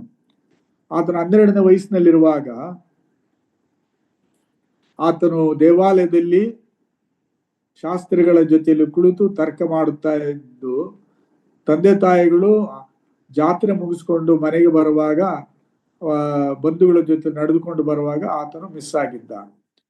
ಸೊ ಹಿಂದಕ್ಕೆ ಯೋಸೇಫ ಮತ್ತು ಮರಿಯಳು ಹೋಗಿ ಆತನ ಹುಡುಕಿ 3 ದಿವಸಗಳಾದ್ಮೇಲೆ ಕೇಳಿದಾಗ, ಯಾಕೆ ಮಗನೇ ನಮ್ಗೆ ಈಗ ಮಾಡದೆ, ನಾನು ನಿಮ್ಮ ತಂದೆ ಎಷ್ಟೋ ಗಾಬರಿ ಆದ್ವಲ್ಲ ಅಂತ ಹೇಳುವಾಗ, ಅಮ್ಮ ನಾನು ನನ್ನ ತಂದೆಯ ಮನೆಯಲ್ಲಿರುವಂತದ್ದು ನಿಮಗೆ ಗೊತ್ತಿಲ್ಲವೇ ಅಂತ ಹೇಳಿದ. ಸೊ ತಂದೆ ಇಂಪಾರ್ಟೆಂಟ್. ಪರಲೋಕದ ತಂದೆ ಆತನು ಎಲ್ಲದಕ್ಕಿಂತ ಪ್ರಥಮ ಎನ್ನುವುದನ್ನ ಯೇಸುವಲ್ಲಿ ತೋರಿಸಿಕೊಟ್ಟ. ಮತ್ತಾಯನ ಬರೆಸುವಂತ 12ನೇ ಅಧ್ಯಾಯಕ್ಕೆ ಬರುವಾಗ ಯೇಸು ತನ್ನ ಶಿಷ್ಯರ ಜೊತೆಯಲ್ಲಿ ಬೋಧನೆ ಮಾಡುತ್ತಾ ಒಳಮನೆಯಲ್ಲಿ ಇದ್ದಂತ ಸಂದರ್ಭವನ್ನ ನಾವಿಲ್ಲಿ ನೋಡ್ತೀವಿ. 46ನೇ ವಚನದಲ್ಲಿ, ಮತ್ತಾಯ 12:46, ಆತನು ಜನರ ಗುಂಪುಗಳ ಸಂಗಡ ಇನ್ನೂ ಮಾತಾಡುತ್ತಿರುವಾಗ ಆತನ ತಾಯಿಯು ತಮ್ಮಂದಿರು ಆತನನ್ನು ಮಾತಾಡಬೇಕೆಂದು ಹೊರಗೆ ನಿಂತಿದ್ದರು. ಆಗ ಒಬ್ಬನು, ಇಗೋ ನಿನ್ನ ತಾಯಿಯು ನಿನ್ನ ಸಹೋದರು ನಿನ್ನನ್ನು ಮಾತಾಡಿಸಬೇಕೆಂದು ಹೊರಗೆ ನಿಂತಿರುತ್ತಾರೆ ಅಂದನು. ಅದಕ್ಕೆ ಆತನು ಆ ಮಾತನ್ನು ಹೇಳಿದವನಿಗೆ, ನನ್ನ ತಾಯಿ ಯಾರು, ನನಗೆ ಸಹೋದರನು ಯಾರು ಎಂದು ಹೇಳಿ ಶಿಷ್ಯರ ಕಡೆಗೆ ಕೈ ತೋರಿಸಿ, ಇಗೋ ನನ್ನ ತಾಯಿ ನನ್ನ ಸಹೋದರನು ಪರಲೋಕದಲ್ಲಿರುವ ನನ್ನ ತಂದೆಯ ಚಿತ್ತದಂತೆ ನಡೆಯುವವನೇ ನನಗೆ ತಮ್ಮನು ತಂಗಿಯೂ ತಾಯಿಯೂ ಆಗಬೇಕೆಂದನು. ಯೇಸು ಕ್ರಿಸ್ತನು ತನ್ನ ರಕ್ತ ಸಂಬಂಧಿಕರಾದಂತಹ ಹತ್ತಿರದ ಬಂಧುಗಳಾದಂತಹ ತಾಯಿ ತಮ್ಮಂದಿರನ್ನ ನೋಡಿ ಬಂದು ಆತನ ಭೇಟಿ ಆಗಲಿಕ್ಕೆ ಬಂದಿದ್ದಾರೆ ಅಂತ ಹೇಳಿದಂತಹ ಒಬ್ಬ ಶಿಷ್ಯನಿಗೆ ಹೇಳುವ ಮಾತು, ನನಗೆ ಸಹೋದರ ಸಹೋದರಿ ತಾಯಿ ತಂದೆ ಯಾರು, ಪರಲೋಕದಲ್ಲಿರುವ ತಂದೆಯ ಚಿತ್ತದಂತೆ ನಡೆಯುವವರೇ. ಸೊ ಯೇಸು ತನ್ನ ಜೀವಿತದಲ್ಲಿ ಇಹಲೋಕದ ತಂದೆ ತಾಯಿಗಳನ್ನ ಗಿಂತ ಪರಲೋಕದ ತಂದೆಯನ್ನು ಹೆಚ್ಚಾಗಿ ಪ್ರೀತಿಸಿದನು. ಅದೇ ನಿಯಮವನ್ನ ತನ್ನ ಹಿಂಬಾಲಕರಿಗೂ ಆತನು ಹೇಳಿದ್ದ. ಯಾವನಿಗಾದರೂ ನನ್ನ ಹಿಂದೆ ಬಂದು ಅಣ್ಣ ತಮ್ಮ ಅಕ್ಕ ತಂಗಿ ಅಂತೇಳಿ ಹೇಳಿ ತನ್ನ ಪ್ರಾಣವನ್ನು ಸಹ ಹಾಗೆ ಮಾಡದಿದ್ದರೆ ಅವನು ನನಗೆ ಶಿಷ್ಯನಾಗಿರಲಾರನು ಅಂತೇಳಿ ಲೂಕನ ಬರೆಸಿದೆ 14ನೇ ಅಧ್ಯಾಯ 25-30 ವಚನಗಳಲ್ಲಿ ಆತನು ಹೇಳಿದ್ದಾನೆ, 28 ವಚನಗಳಲ್ಲಿ. ಸೊ ಈ ಯೇಸುವು ತನ್ನ ಶಿಷ್ಯರಿಗೆ ತಾನು ಏನು ಮಾಡುತ್ತೇನೋ ಅದನ್ನು ನೀವು ಮಾಡ್ಲಿಕ್ಕೆ ಸಿದ್ಧರಿರಬೇಕು, ತ್ಯಾಗ ಮಾಡಬೇಕು, ನಿನ್ನ ಸ್ವಪ್ರಾಣವನ್ನು ತ್ಯಾಗ ಮಾಡಬೇಕು, ಶಿಲುಬೆ ಅಂದರೆ ಮರಣವನ್ನು ಹೊಂದುವಷ್ಟರ ಮಟ್ಟಿಗೆ ನೀನು ನನ್ನನ್ನು ಹಿಂಬಾಲಿಸಬೇಕು ಎಂಬುದಾಗಿ ಆತನು ಮತ್ತಾಯನ ಬರೆಸುವಾರ್ತೆ 16ನೇ ಅಧ್ಯಾಯದಲ್ಲಿ ತನ್ನ ಶಿಷ್ಯರಿಗೆ ಹೇಳಿದ್ದನ್ನ ನಾವು ಓದ್ತೀವಿ. ಮುಂದಕ್ಕೆ ನಾವು ಹೋಗುವಾಗ ನಾನು ಶಿಷ್ಯರ ಕುರಿತಾಗಿ ಯೇಸು ಹೇಳಿದಂತ ಮಾತುಗಳನ್ನೇ ಈ ಸುವಾರ್ತೆ ಗ್ರಂಥ ಆಧಾರ ಮಾಡಿಕೊಂಡು ನಾನು ನಿಮ್ಮ ಜೊತೆಯಲ್ಲಿ ನಾನು ತಿಳಿಸುವನಾಗಿದ್ದೇನೆ. ಮುಂದಕ್ಕೆ ನಾವು ಇದೇ ಅಧ್ಯಾಯದ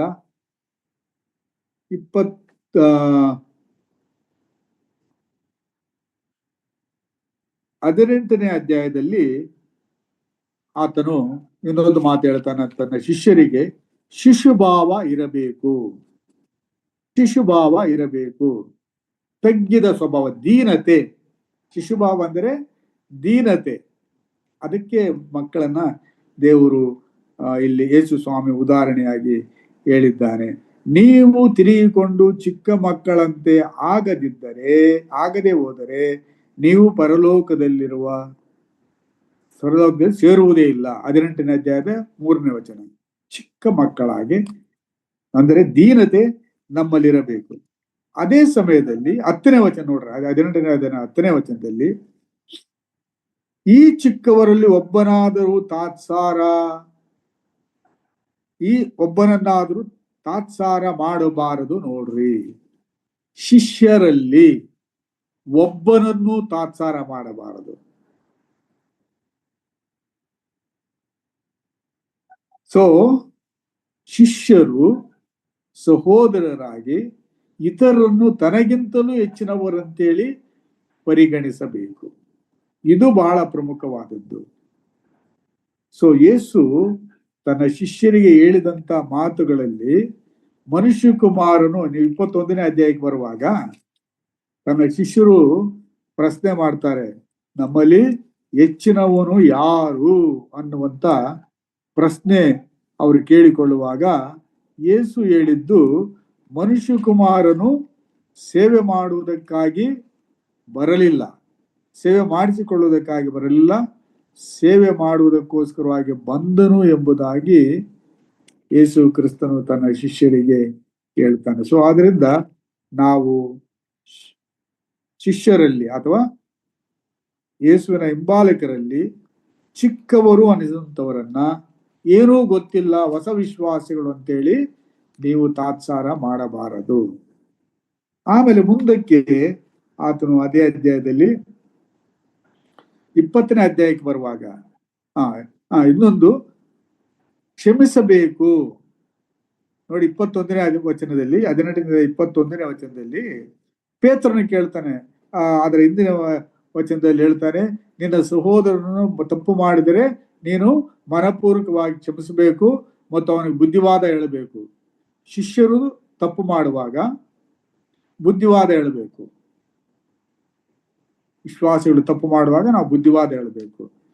ಮತ್ತು ಅವರು ತಪ್ಪನ್ನು ಒಪ್ಪಿಕೊಂಡಾಗ ಮನಪೂರ್ವಕವಾಗಿ ಕ್ಷಮಿಸಬೇಕು. 21ನೇ ವಚನದಲ್ಲಿ ತಪ್ಪು ಮಾಡಿದಾಗೆ ಅವರನ್ನ ತಿದ್ದಬೇಕು. ಅವರು ತಪ್ಪನ್ನ ಒಪ್ಪಿಕೊಂಡಾಗ ಅವರನ್ನ ಕ್ಷಮಿಸಬೇಕು ಎಂಬುದನ್ನ ಯೇಸು ಸ್ವಾಮಿ ತನ್ನ ಶಿಷ್ಯರಿಗೆ ಹೇಳಿಕೊಟ್ಟ. 21ನೇ ಅಧ್ಯಾಯಕ್ಕೆ ಬರುವಾಗ ಶಿಷ್ಯರಲ್ಲಿ ಇನ್ನೊಂದು ಆಲೋಚನೆ ಬರ್ತದೆ. ಏನಂತ ಹೇಳಿದ್ರೆ, ನಮ್ಮಲ್ಲಿ ದೊಡ್ಡವರು ಯಾರು? ಇದು who is next to Jesus? Yesu Swami ತನ್ನ ಮರಣ ಪುನರುತ್ಥಾನಗಳನ್ನ ಹೇಳಿದ ತಕ್ಷಣ ಶಿಷ್ಯರಿಗೆ ಒಂದು ಆಸೆ ಬಂತು. ಯೇಸು ಹೋಗ್ತಾ ಇದ್ದಾನೆ, ನಾವಿರ್ತೀವಿ, ಯಾರು ದೊಡ್ಡವರು? ಸೊ ಯೇಸು ಸ್ವಾಮಿ ಅವರಿಗೆ ತಿಳುವಳಿಕೆಯನ್ನು ಹೇಳ್ತಾನೆ. 20ನೇ ಅಧ್ಯಾಯ 26ನೇ ವಚನದಲ್ಲಿ, ನಿಮ್ಮಲ್ಲಿ ಆಗಿರಬಾರದು ಅಂದ್ರೆ ಲೋಕದಲ್ಲಿ ಇರುವ ಜನಗಳು 25ನೇ ವಚನದಲ್ಲಿ ಅವರು ಜನರ ಮೇಲೆ ಬಲಾತ್ಕಾರದಿಂದ ಅಧಿಕಾರ ಮಾಡ್ತಾರೆ. ನಾನು ಹೇಳ್ದಂಗೆ ಕೇಳಬೇಕು, ಅಧಿಕಾರ ಮಾಡ್ತಾರೆ. ಆದರೆ ನಿಮ್ಮಲ್ಲಿ ಆಗಿರಬಾರದು. ಸೊ ಯೇಸುವಿನ ನಾಯಕರುಗಳು, ಯೇಸುವಿನ ಹಿಂಬಾಲಕರೆನಿಸಿಕೊಂಡಂತ ಸಭಾ ನಾಯಕರುಗಳು ನಾವು ಹೇಗಿರ್ಬೇಕಂತೆ ಆತನು ಹೇಳಿದ್ದು, ನಿಮ್ಮಲ್ಲಿ ದೊಡ್ಡವನಾಗಬೇಕೆಂದಿರುವವನು ಎಲ್ಲರ ಸೇವಕನಾಗಿರಬೇಕು, ನಿಮ್ಮಲ್ಲಿ ಮೊದಲನಾಗಿರಬೇಕೆಂದಿರುವವನು ಆಳಾಗಿರಬೇಕು. ಸೊ ಯೇಸು ಸ್ವಾಮಿ ಮತ್ತಾಯ ಯೋಹಾನ್ ಬರೆದ 16ನೇ ಅಧ್ಯಾಯದಲ್ಲಿ ತನ್ನ ಶಿಷ್ಯರ ಪಾದಗಳನ್ನು ತೊಳೆಯುವಾಗ ಒಂದು ಮಾತು ಹೇಳ್ದ, ನಾನು ಗುರುವಾಗಿದ್ದು ನಿಮ್ಮ ಪಾದಗಳನ್ನು ತೊಳೆದೆ. ಇದರ ಅರ್ಥ ನಿಮಗೆ ಗೊತ್ತಾಯ್ತಾ? ಗುರುವೆನಿಸಿಕೊಂಡಂತ ನಾನೇ ನಿಮ್ಮ ಸೇವೆ ಮಾಡಿರುವಾಗ ನೀವು ಒಬ್ಬರ ಸೇವೆಯನ್ನೊಬ್ಬರು ಮಾಡಬೇಕು. ಒಂದು ನನ್ನ ಪ್ರಿಯ ಸಹೋದರ ಸಹೋದರಿ, ಯೇಸುವಿನ ಹಿಂಬಾಲಕರಲ್ಲಿ ಸೇವಾ ಭಾವನೆ ಇರಬೇಕು. ಸೇವೆ, ಸರ್ವಿಸ್. ಏನು? ಇತರರನ್ನ ಕಟ್ಟುವ ಕೆಲಸ, ಇತರರಿಗೆ ಸಹಾಯ ಮಾಡುವ ಕೆಲಸ, ಅದು ಯಾವುದಾಗಿದ್ದರೂ ಸರಿಯೇ ಅದನ್ನ ಅವರು ಮಾಡುವವರಾಗಿರಬೇಕು. ಯಾಕೆ? ಕ್ರಿಸ್ತನು ತಾನೇ ನಮಗೆ ಮಾದರಿ. ಮತ್ತು ಇದೇ 20ನೇ ಅಧ್ಯಾಯದ 28ನೇ ವಚನದಲ್ಲಿ ನೋಡ್ರಿ, ಮನುಷ್ಯ ಕುಮಾರನು ಸೇವೆ ಮಾಡುವುದಕ್ಕೆ ಬರಲಿಲ್ಲ, ಸೇವೆ ಮಾಡುವುದಕ್ಕೂ ಅನೇಕರನ್ನು ಬಿಡಿಸಿಕೊಳ್ಳುವುದಕ್ಕಾಗಿ ತನ್ನ ಪ್ರಾಣವನ್ನು ಈಡು ಕೊಡುವುದಕ್ಕೂ ಬಂದನು. ಸೊ ನಾನು ನಿಮಗೆ ಇವತ್ತು ಟಾಪಿಕ್ ವಿಷಯದಲ್ಲಿ ಬರೆಯುವಾಗ ವಾಟ್ಸಪ್ ಅಲ್ಲಿ ಹಾಕಿದ್ದಲ್ಲ, ಏನದು? ಸ್ಯಾಕ್ರಿಫಿಷಿಯಲ್ ಡಿಸೈಪಲ್ಶಿಪ್, ತ್ಯಾಗ ಪೂರ್ವಕವಾದ ಶಿಷ್ಯತ್ವ. ಇದು ಯೇಸು ನಮಗೆ ಕಲಿಸಿಕೊಟ್ಟಿರುವುದು. ತಾನು ಮಾಡಿದ್ದಾಗೆ ನೀವು ಮಾಡ್ರಿ, ನಿಮ್ಮ ಪ್ರಾಣವನ್ನು ಕೂಡ ಹಾಗೆ ಮಾಡಿ ಸೇವೆ ಮಾಡ್ರಿ. ನಿಮ್ಮ ಇನ್ನೊಬ್ಬರ ರಕ್ಷಣೆಗೋಸ್ಕರವಾಗಿ, ಇನ್ನೊಬ್ಬರ ಒಳಿತಿಗೋಸ್ಕರವಾಗಿ ನೀವು ಪ್ರಾಣವನ್ನು ಕಳೆದುಕೊಂಡಿದ್ರು ಸರಿ, ಅಷ್ಟರ ಮಟ್ಟಿಗೆ ನೀವು ತ್ಯಾಗಿಗಳಾಗಿರಬೇಕು.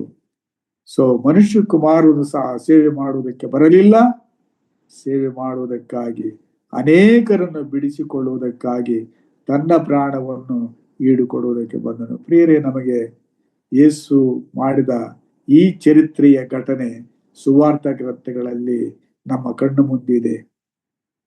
ಮತ್ತು ಕ್ರೈಸ್ತ ಸಭಾ ಚರಿತ್ರೆಯಲ್ಲಿ ಯೇಸುವನ್ನು ಹಿಂಬಾಲಿಸಿದಂತಹ ಜನರು ಆತನಿಗೋಸ್ಕರವಾಗಿ ಪ್ರಾಣವನ್ನು ತ್ಯಾಗ ಮಾಡಿ ಜನರ ಸಂರಕ್ಷಣೆಗೋಸ್ಕರವಾಗಿ ಹುತಾತ್ಮರಾದರು. ಸೊ ಯೇಸುವಿನ ಹಿಂಬಾಲಕರು, ಆತನ ಶಿಷ್ಯರು ಆತನ ಜಾಡಿನಲ್ಲಿ ನಡೆಯಬೇಕು. ಆತನು ನಡೆದ ಹಾದಿಯಲ್ಲಿ ನಡೆಯುವುದಕ್ಕೆ ಬದ್ಧರಾಗಿದ್ದೇವೆ. ಸೊ ಇದು ಯೇಸು ಸ್ವಾಮಿ ತನ್ನ ಶಿಷ್ಯರಿಗೆ ಕಲಿಸಿಕೊಡುತ್ತಾ ಬಂದಂತಹ ವಿಷಯಗಳು. ಮತ್ತು ಶಿಷ್ಯರು ಏನು ಕೇಳಿದ್ರು ಕೂಡ, ಯಾವ ಪ್ರಶ್ನೆ ಕೇಳಿದ್ರು ಕೂಡ ಯೇಸುವು ಅವರನ್ನು ತಾತ್ಸಾರ ಮಾಡ್ತಾ ಇರಲಿಲ್ಲ ಅಥವಾ ಹಾಸ್ಯ ಮಾಡುತ್ತಿರಲಿಲ್ಲ. ಅವರು ಕೇಳುವ ಪ್ರಶ್ನೆಗಳಿಗೆ ಆತನು ಸಮಾಧಾನಕರವಾಗಿ ಅವರು ತಿಳ್ಕೊಳ್ಳಬೇಕನ್ನುವಂತ ಉದ್ದೇಶದಿಂದ ಹೇಳ್ತಾ ಬರ್ತಾ ಇದ್ದ. That is the great quality of this great teacher of this world. Yesu Swami ಎಲ್ಲ ಬೋಧಕರಲ್ಲಿ, ಎಲ್ಲ ಗುರುಗಳಲ್ಲಿ ಶ್ರೇಷ್ಠ ಗುರು. ಈ ಶ್ರೇಷ್ಠ ಗುರು ತನ್ನ ಶಿಷ್ಯರು ಪ್ರಶ್ನೆ ಮಾಡುವುದಕ್ಕೆ ಅನುಮತಿಸಿದ. ಅವರ ಪ್ರಶ್ನೆಗೆ ಆತನು ಹಾಸ್ಯ ಮಾಡದೆ, ತಾತ್ಸಾರ ಮಾಡದೆ, ಆತನು ಮನಪೂರ್ವಕವಾಗಿ ಅವರಿಗೆ ಉತ್ತರಿಸಿದ. ಶಿಷ್ಯರು ಕೇಳ್ತಾರೆ, ಸ್ವಾಮಿ, ನೀನು ಬರುವುದಕ್ಕೆ ಈ ಅಂತ್ಯದ ದಿನಗಳಿಗೆ ಕಾರಣ ಏನು, ಅಂತ್ಯ ಸೂಚನೆಗಳು ಏನು ಅಂತ ಹೇಳುವಾಗ 22ನೇ ಅಧ್ಯಾಯ ಮತ್ತಾಯನ ಸುವಾರ್ತೆಯಲ್ಲಿ ಆತನು 24ನೇ ಅಧ್ಯಾಯದಲ್ಲಿ ಅದನ್ನ ಆತನು ಹೇಳ್ತಾನೆ ನೋಡ್ರಿ. ಯೆರೂಸಲೇಮ್ ನಾಶನದ ಯುಗದ ಸಮಾಪ್ತಿಯ ಕುರಿತು ಯೇಸು ತನ್ನ ಶಿಷ್ಯರು ಕೇಳಿದ್ದಕ್ಕೆ ಆತನು ಉತ್ತರಿಸಿದ. ಸೊ ಇದರಿಂದ ನಾವೇನು ಅರಿತುಕೊಳ್ತೀವಿ? ವಿಶ್ವಾಸಿಗಳು, ಯೇಸುವಿನ ಸೇವಕರುಗಳು ಅನಿಸಿಕೊಂಡಂತ ನಾವುಗಳು, my God answers what I ask. ದೇವರು ನಾನೇನು ಕೇಳಿದರು ಅದಕ್ಕೆ ಆತನು ಉತ್ತರ ಕೊಡುತ್ತಾನೆ ಅನ್ನುವಂತಹ ಪಾಠವನ್ನ ಯೇಸುವಿನ ಈ ಒಂದು ಸುವಾರ್ಥ ಗ್ರಂಥಗಳು ನಮಗೆ ಪ್ರಕಟಿಸುತ್ತದೆ. ಶಿಷ್ಯರು ಆತನ ಬಳಿಗೆ ಪ್ರತ್ಯೇಕವಾಗಿ ಬರ್ತಾರೆ. 24ನೇ ಅಧ್ಯಾಯದ 3ನೇ ವಚನದಲ್ಲಿ ಅವರು ಪ್ರತ್ಯೇಕವಾಗಿ ಬಂದು, ಅದು ಯಾವಾಗ ಆಗುವುದು? ನೀನು ಹೇಳಿದೆ, ಇಲ್ಲಿ ಕಲ್ಲಿನ ಮೇಲೆ ಕಲ್ಲು ಕೂಡ ಯೆರೂಸಲೇಮಿನ ದೇವಾಲಯದ ಅಲ್ಲಿ ಉಳಿಯುವುದಿಲ್ಲ, ಎಲ್ಲ ನಾಶ ಆಗ್ತದೆ ಅಂತ ಹೇಳುವಾಗ ಶಿಷ್ಯರು ಕುತೂಹಲ ಆಗಿ ಕೇಳ್ತಾರೆ, ಅದು ಯಾವಾಗ ಆಗುವುದು? ನೀನು ಪ್ರತ್ಯಕ್ಷನಾಗುವುದಕ್ಕೂ ಯುಗದ ಸಮಾಪ್ತಿಗೂ ಸೂಚನೆ ಏನು ಅಂತೇಳಿ ಕೇಳಿದಾಗ ಯೇಸು ಹೇಳಲು ಪ್ರಾರಂಭಿಸಿದ. ಸೊ ಪ್ರಿಯರೇ, even today God speaks to us. ಸತ್ಯವೇದ ಕೆಲವು ಭಾಗಗಳು ನಮಗೆ ಅರ್ಥ ಆಗುವುದಿಲ್ಲ, ನಮ್ಮ ಕಣ್ಣು ಮುಂದೆ ನಡೆಯುವಂತಹ ಕೆಲವು ಘಟನೆಗಳು ನಮಗೆ ಅರ್ಥವಾಗುವುದಿಲ್ಲ.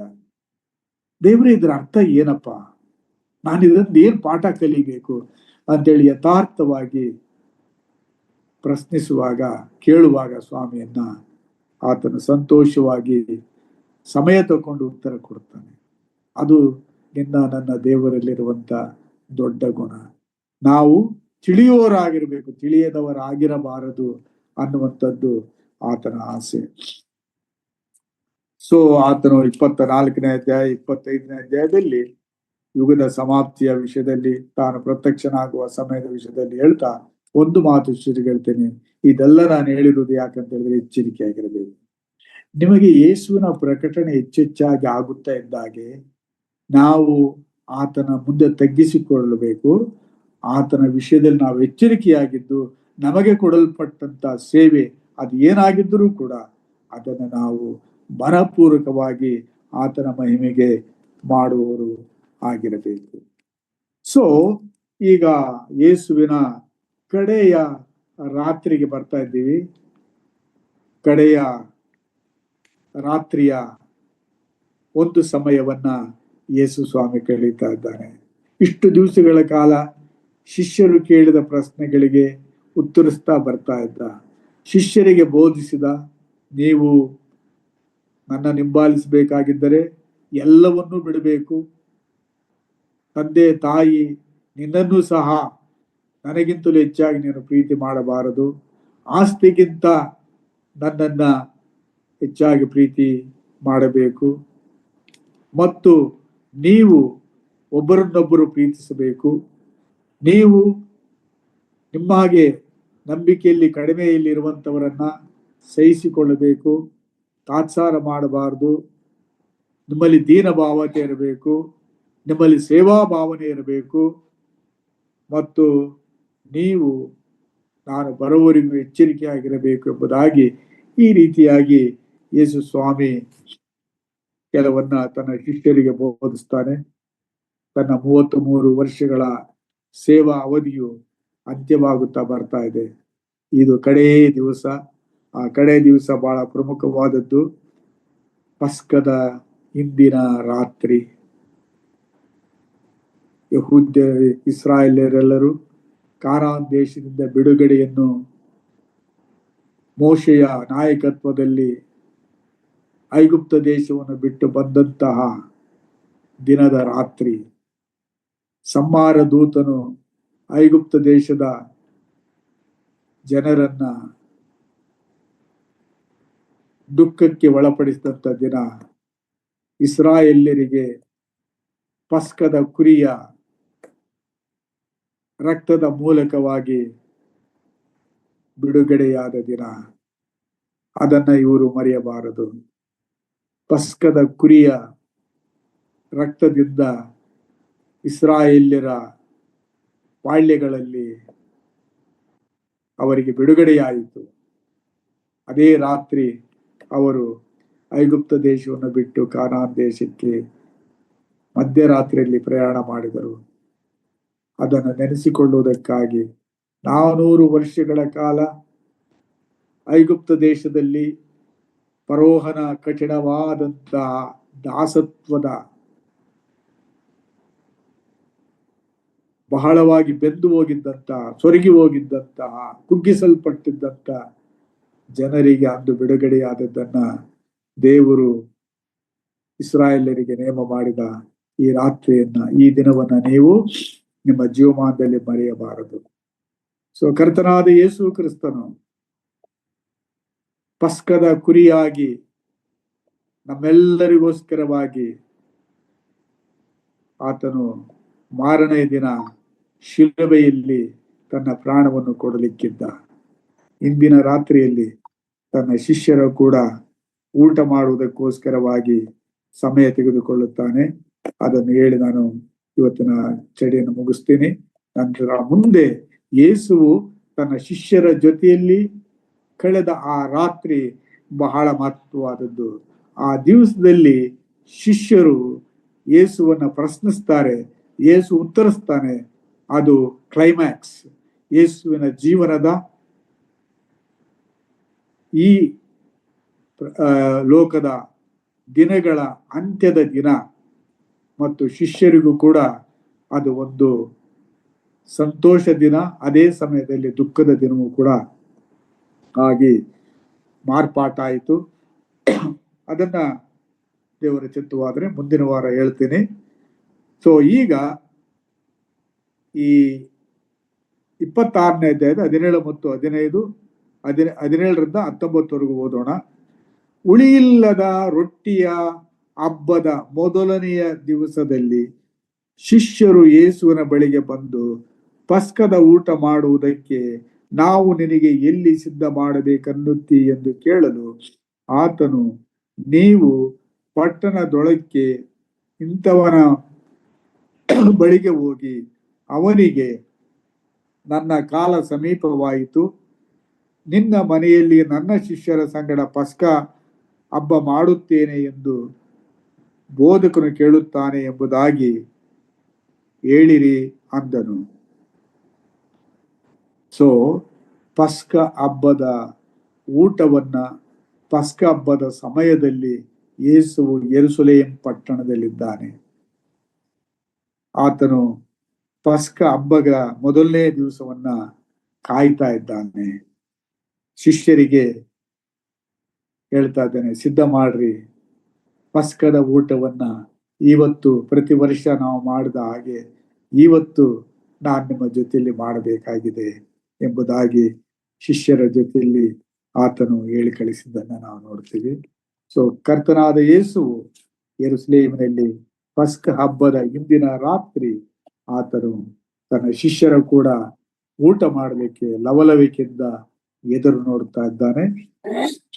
ಸೊ ಇಲ್ಲಿಗೆ ಇವತ್ತಿನ ಯೇಸುವಿನ ಶಿಷ್ಯರ ಮತ್ತು ಯೇಸುವಿನ ಆ ಸಂಬಂಧದ ವಿಷಯದಲ್ಲಿ ಶಿಷ್ಯರಾಗಬೇಕಾದಂಥವರು ನಡ್ಕೊಳ್ಳಬೇಕಾದಂತ ರೀತಿ ಹೇಗೆ ಅನ್ನುವಂಥ ವಿಷಯಗಳನ್ನ 26ನೇ ಅಧ್ಯಾಯದವರೆಗೂ ನಾವು ನೋಡ್ತಾ ಬಂದೆವು. ದೇವರ ನಾಮಕ್ಕೆ ಸ್ತೋತ್ರವಾಗಲಿ. ದೇವರ ಅಧ್ಯಯನವನ್ನು ಕೇಳಿಸಿಕೊಂಡಂತ ನಿಮ್ಮನ್ನು ನನ್ನನ್ನು ಆಶೀರ್ವದಿಸಿ ಆತನ ಒಳ್ಳೆ ಶಿಷ್ಯರಾಗಿ ನಾವು ಮುಂದಿನ ದಿನಗಳಲ್ಲಿ ನಡೆಯುವಂತೆ ದೇವರ ಆತ್ಮನ ಸಹಾಯ ಮಾಡಲಿ.